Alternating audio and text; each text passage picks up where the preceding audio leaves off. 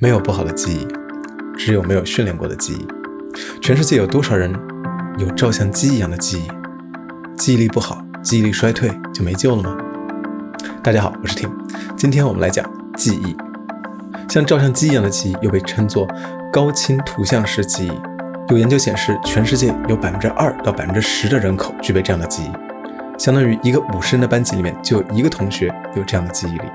但是为什么我们在生活中没有遇到这么多有这样记忆力的人呢？有趣的是，这种记忆力在青春期之后就慢慢消退了。我们看到成人里面几乎没有具备这种能力的人。在三国时期有个叫张松的人，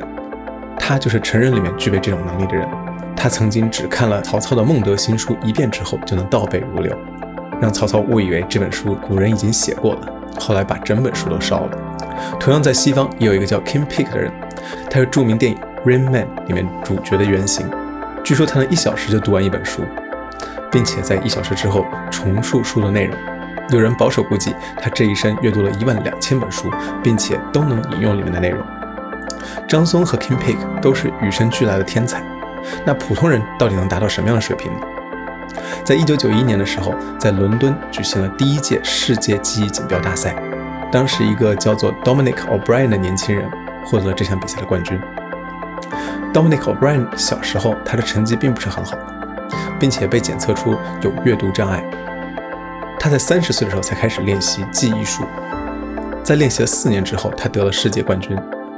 并且在2018年的时候，他60岁的时候打败了众多年轻人，获得了英国国家的记忆锦标赛的冠军。一个从小学习成绩不好、有阅读障碍，并且有年迈的人，能在60岁的时候打败众多年轻人，那代表记忆力是可以训练的吗？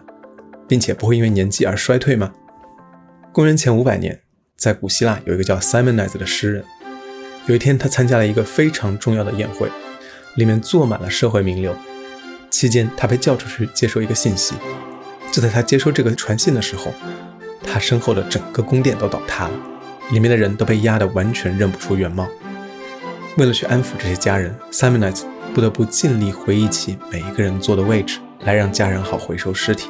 令 Simonides 惊讶的是，他能清楚地回忆起每一个人在宫殿里面所坐的位置，这比他平时能记住的东西要多得多。这是历史上第一次人类记载的无意中使用出来的一种记忆术，叫做记忆宫殿。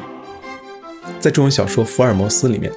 主角 Sherlock Holmes 他也用记忆宫殿这个技巧去记住案件的细节，侦破了许多奇异的案件。直到制作这个视频为止，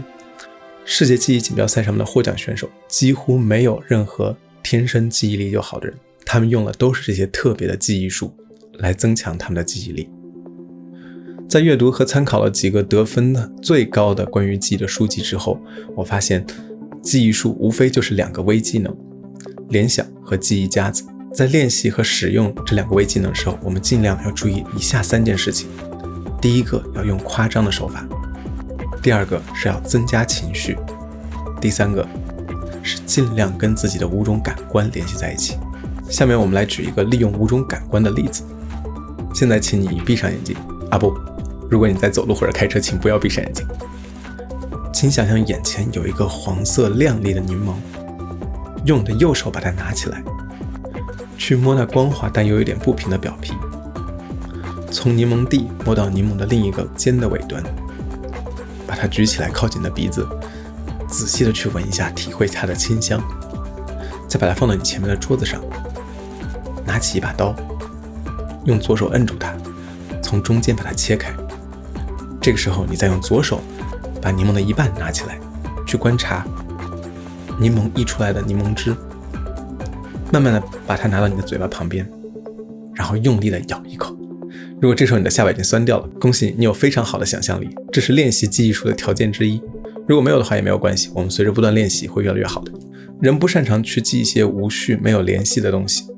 联想就是把一些看似没有联系的东西编成一个故事，让它们之间充满联系，这样就很容易记下来。像我们用联想举一个例子来记10件东西。现在你可以想象一棵苍天大树孤独地屹立在山顶，突然天上降下一颗巨大的橙子，把整棵树都包住了。这棵树和橙子发生了化学反应，橙子居然变成了晶莹透剔的水球。突然画面缩小，从旁边走过的麦当劳叔叔把水球捡了起来，装进了他左手上面拿的一把左轮手枪。他举起枪向远处射去，射出了一颗足球，然后砸到了一个巨大的冰淇淋山。这一枪造成了冰淇淋山的雪崩，雪球从上面滚下来，砸到了旁边的电脑。还好这一切都只是发生在一张照片里面。一个人把这个照片捡起来放进了他的钱包里。那你记住了吗？树、橙子、水球、麦当劳、左轮手枪、足球、冰淇淋、电脑、照片和钱包。记忆夹子也是类似的做着联系，但是它是把已知的东西和未知的东西联系在一起。通常你需要自己做一个系统，就是自己做一套记忆夹子。在这视频里面，我们给一个以身体为基础的记忆夹子，一共有20个身体的部分，我们只用当中10个来记住我们想要买东西的清单。第一个是脚，你可以想象脚上穿满了火腿肠，然后是脚踝，为了保护你不要摔跤，你在脚踝上套着卫生纸，然后是小腿，上面绑满了面包来做护腿，再是你的膝盖，你把你的膝盖打开，往里面灌满了巧克力奶，让你的腿更结实，然后你的大腿不知道为什么突然变成了细长的芹菜，再是你的屁股，上面绑满了核桃，一坐下就觉得疼，再到了你的腰，上绑满了大蒜，为了防止吸血鬼想要吸你的血，最后到了你的胸，上面放了2块大的鸡胸肉，然后再是你的肩膀，你用了2块羊肩膀肉来做垫肩，最后是你的大臂，再试着用你的大臂把鸡蛋击碎。这样我们就去利用自己的身体的记忆夹子，记住了10项我们想要买的东西。记忆宫殿就是记忆夹子的延伸，不用自己的身体，而是用自己熟悉的教室、办公室，或者是走去学校和工作的路途。有一个记忆大师，他能够背下整本牛津字典，他用的就是1000个记忆宫殿，每一个记忆宫殿里面又有1000个记忆夹子，可以用来放他想要记的单词。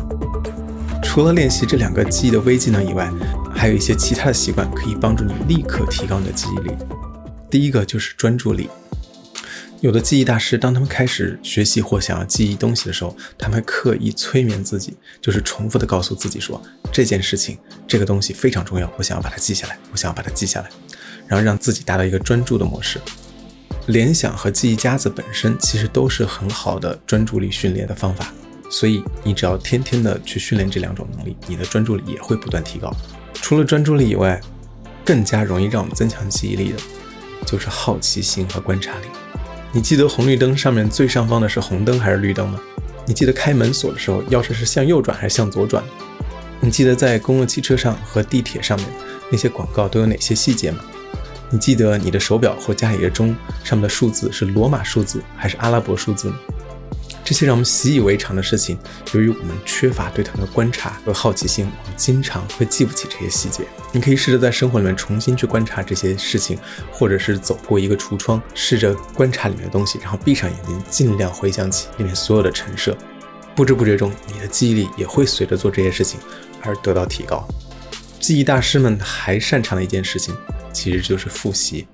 我在我前面关于学习如何学习的视频里面有专门讲过复习的这个话题，里面说我们要在3个时间里进行复习，一个是24小时之后，一个是1周之后，还有一个是1个月之后。那世界锦标赛的冠军 Dominic O'Brien 他增加了2个工序，第一个是在我们学习的1小时之后就进行复习，然后除了我们刚才说的1天、1周、1个月之后，他还会在3个月之后再复习1次，一共复习5次。这也是为什么他记忆力这么好的原因之一。那另外同样重要的就是饮食和睡眠，这2个都是相对比较大的话题，我会之后专门出视频来讲。当你注意了睡眠、营养、好奇心、观察力和专注力，你的记忆力还是没有办法提高，或许是因为你长期处于有压力的环境情况下，甚至有可能你得了一些比较罕见的疾病。像我读的记忆书里面的作者，他就得过一种真菌的疾病，让他经常觉得很累，没有什么精力，没有办法记住任何东西。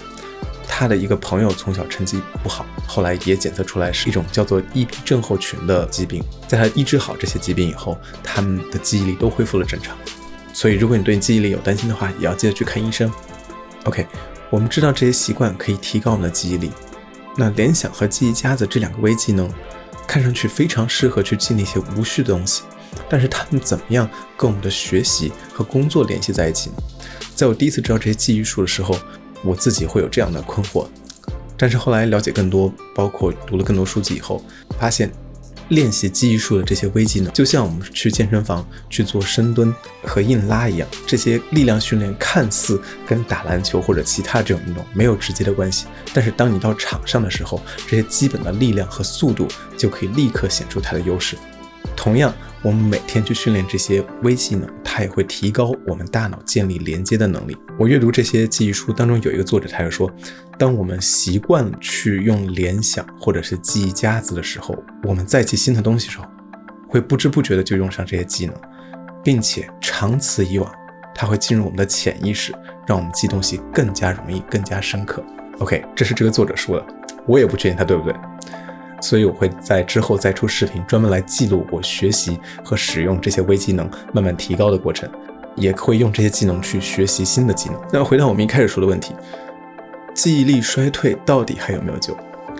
根据我读了很多本书当中一本叫 Memory Code 的作者来说，应该是可以提高记忆力，并且在很老的时候都有帮助。为什么？因为他在67岁的时候写的这本书，他花了2年去练习记忆术。他说他在那个年纪，他能记住的东西比他年轻的时候还要多，并且在2010年的时候，挪威有一个科研团队，他们找了一群平均61岁的老人进行记忆训练，强迫他们，感觉像集中营，让每天花1个小时时间，利用记忆宫殿的方法来记一连串没有相关关系的词汇。经过8周的训练之后，这个团队再给他们做 MRI 核磁共振的检查，结果发现所有的这些老人大脑皮层都明显的变厚了。这就是说，即使在老年的时候，我们的大脑可塑性也是非常强的。历史上的张松和西方的 Kim Peck， 他们都是与生俱来的记忆天才，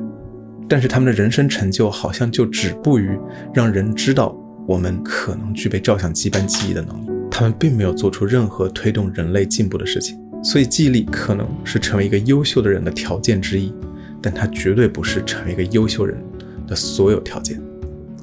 希望在下面的视频里，我可以跟大家一起共同的去研究和学习其他让我们变成更加优秀人的能力。学习改变自己，教育改变世界。谢谢你收看 Tim 的新世界。